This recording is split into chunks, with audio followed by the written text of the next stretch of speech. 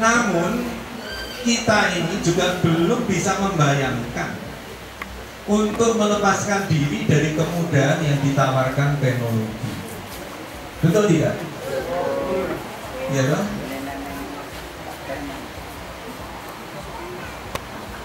Mau gampang, iya toh? Kok boleh sing angel? Ya.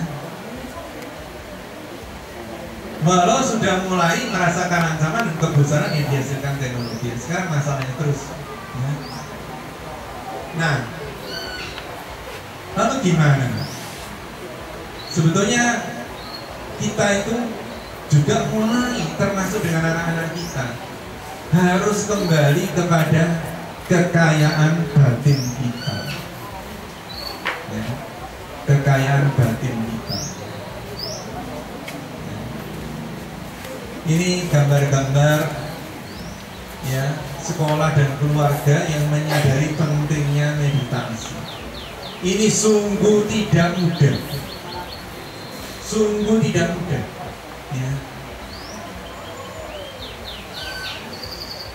Kalau mau mengajar anak meditasi apa? Kayak ono gadget, meditasi.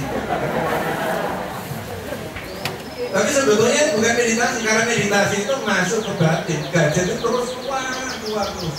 Karena menyajikan ya berbagai kenyataan, baik kenyataan itu nyata maupun kenyataan fiktif. Buatan.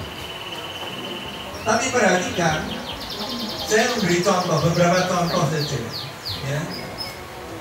Kalau anak, perhatikan, kalau anak tidak kita biasakan meditasi, seringkali anak itu sulit sekali mengendalikan emosi. Saya itu ya kadang-kadang ngenes ya, karena gereja kita itu semakin lama semakin ramai. Ya. Walaupun sudah diingatkan sebelum misa, ya, para orang tua supaya mendampingi, ini bahasa halus loh misalnya, ya, mendampingi anak-anaknya sehingga tidak mengganggu keheningan bersama. Ya tetap hari-hari dijarong mayu-mayu, jerit-jerit. Ya. Katanya masih anak-anak, promone gak ngerti. Gak boleh anak memang. Sementara kok ya ada keluarga-keluarga yang anaknya bisa hening dalam gereja. Dan ini juga termasuk yang saya amati ya, saya amati. Sekarang anak itu sudah komuni pertama. Ya. Sudah komuni pertama. Di tengah-tengah misa Yojek mentu jajan. Karena di gereja itu kan seringkali ada kantin, ada jajan. Iya. Loh, ini sungguh saya kadang-kadang kalau tidak misa itu kan kadang-kadang juga keliling. Oh lihat loh. Ya ada ini pasti ya Sofia komuni ya, SMP atau saya tanya sambil ini yo punya sesuatu. Loh, kamu sudah misa? Ya, misa sekarang ini. Loh, bapak makan? Ya, habis lapar. Habis lapar, mau ya? Jadi anak tidak diajar untuk mengendalikan diri. Dan seringkali kalau komuni pertama itu persiapannya rodo disiplin itu, tuannya ngomel-ngomel. Ya loh, komuni pertama ngomel dipersulit. Gereja ini gimana? Ya? Nah ini repot. Jadi maka ya itu tadi beberapa orang tua sekarang ada meditasi Kristiani dan sebagainya, mengajar anaknya meditasi dan kelihatan hasilnya. Ya. Anak itu menjadi lebih tenang, ya, lebih percaya diri, sabar, dan tidak suka menuntut.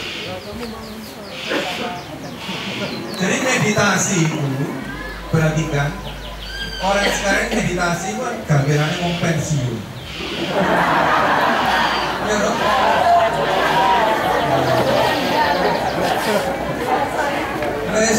wes pensiun ya wes kita ya.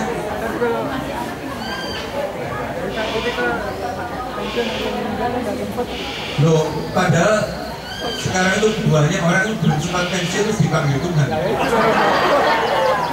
Ya harus ilahi aja bisa. Beberapa kali itu saya ngobrol orang umur 30 atau apa, katanya loh kenapa ini kok meninggal? Salah satu sebabnya itu kakek super nih. Oh iya, sembuhan. Lambungnya jebol.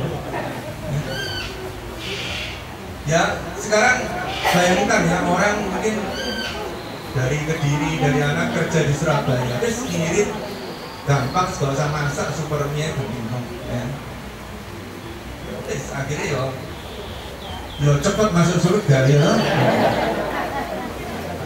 Tapi ini ya kembali ke sini. Jadi masalah ekologis, perhatikan tadi yang berkali-kali, masalah ekologis itu berhubungan dengan relasi kita dengan Tuhan, bukan hanya soal teknis ya. Dan juga relasi kita dengan Tuhan karena hubungannya dengan pengenalan diri. Kita itu dengan teknologi dipaksa terus keluar dari diri kita. Sebenarnya saya katakan bahkan di tempat tidur pun ya, di tempat tidur pun ya, saat kita mestinya persiapan meditasi terus kita bisa dipapar dengan itu, keluar terus dari diri kita nggak pernah masuk ke dalam diri, dan keluar dari diri kita untuk apa? Untuk memuaskan nafsu kita, membuat kita tidak bisa mengendalikan diri. Kita merasa butuh itu dan sebagainya.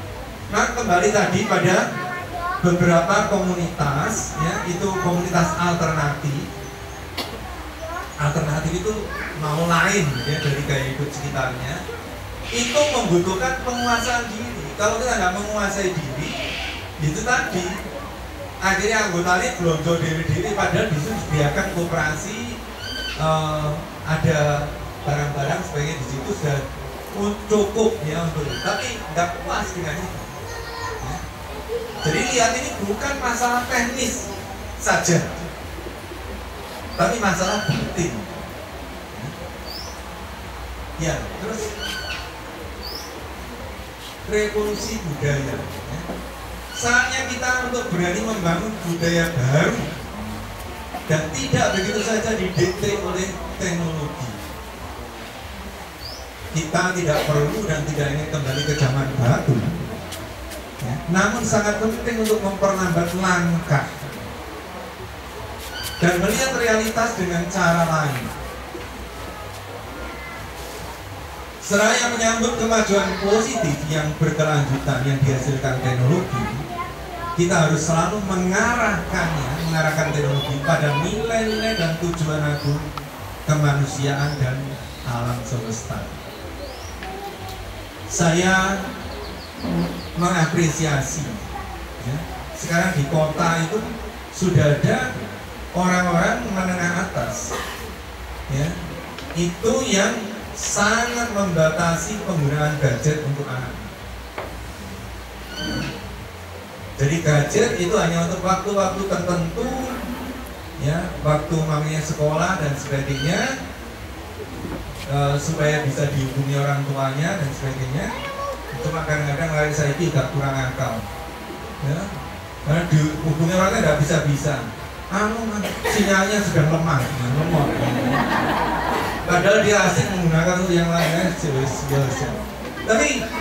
Tapi gini ya, sungguh itu ada, dan orang tuanya mulai menyadari karena anaknya mulai remaja, tambahnya diajak omongnya ngambil terus terus, akhirnya wis ya disita, warai ngomel-ngomel, tapi lama-lama sudah terbiasa. Lalu juga ini ya, ada keluarga yang cerita lucu ya, liburan ya, diajak bicara anaknya, sudah kita sepakat liburan ini no gadget ya. Bingung anaknya, bingung nggak no gadget itu terus mau apa